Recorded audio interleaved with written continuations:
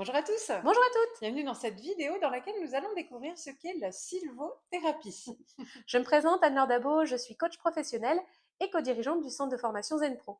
Cécile Neville, je suis psychologue, coach professionnel et nous aimons découvrir toutes sortes de techniques, de méthodes et d'approches dans les métiers du coaching et de la thérapie, ce qui nous amène à faire des découvertes parfois de termes, de vocabulaire intéressants et donc Assez surprenant. d'approches intéressantes. Et donc la sylvothérapie, c'est une méthode très spécifique qui finalement rejoint d'autres, mais qui est vraiment très ciblée. Sylvothérapie, pourquoi donc? De quoi Eh bien, s'agit-il? il s'agit d'une thérapie dans la nature. Alors, on en a déjà parlé dans une vidéo précédente Mm. si vous avez déjà regardé.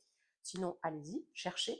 Mais là, c'est très C'est spécifique très parce que c'est spécifique, c'est dans dans la la forêt. forêt. Ce sont ce qu'on appelle des bains de forêt. Exactement. Et contrairement à l'autre méthode qu'on avait Mhm. partagée, là, on n'est pas dans une étape de coaching à proprement dit.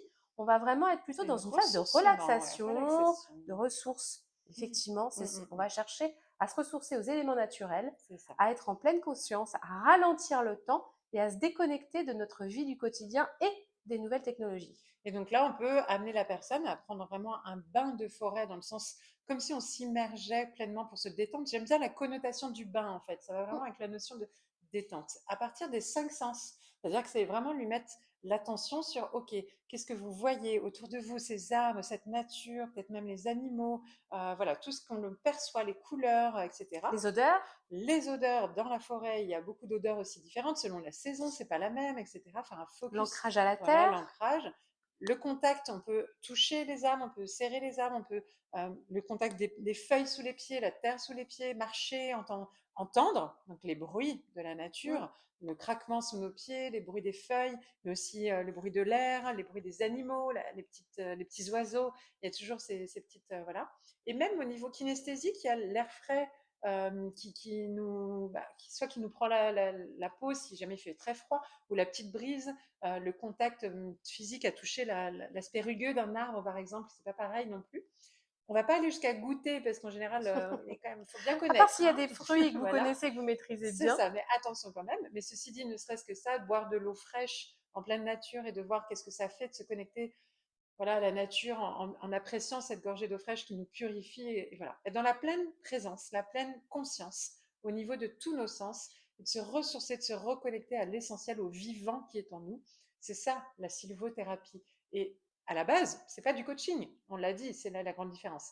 Maintenant, comment nous on peut l'utiliser en coaching, bah, vous vous doutez bien, Ça s'intègre facilement évidemment. dans une séance de, enfin pas dans une séance, mais plutôt dans Dans un un protocole, suivi dans un entier, voilà, suivi de coaching où là, c'est vraiment se reconnecter à soi, se reconnecter à la nature, même être presque ralentir. dans le silence, vraiment être Mm, dans ce ralenti de la slow life.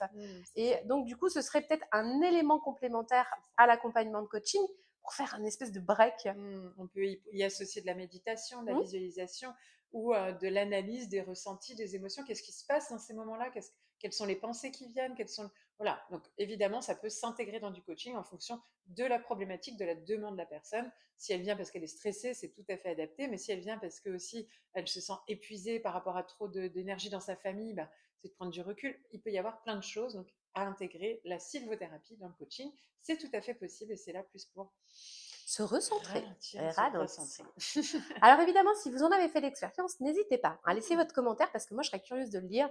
Oui, N'hésitez pas à vous abonner également pour suivre au quotidien nos petites vidéos.